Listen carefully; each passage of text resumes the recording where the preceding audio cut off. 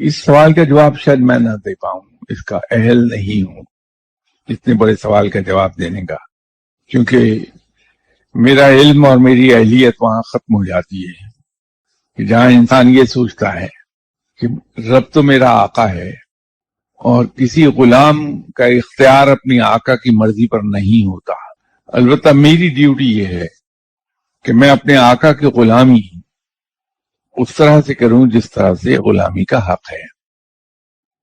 तो मुझे तो सिर्फ नजर रखनी है अपनी कंडक्ट पे कि मैं उस तरह से गुलामी कर पाया कि नहीं कर पाया जैसे गुलामी का हक है। तो अगर मैं वैसे गुलामी कर पाया तो बात खत्म हो गई।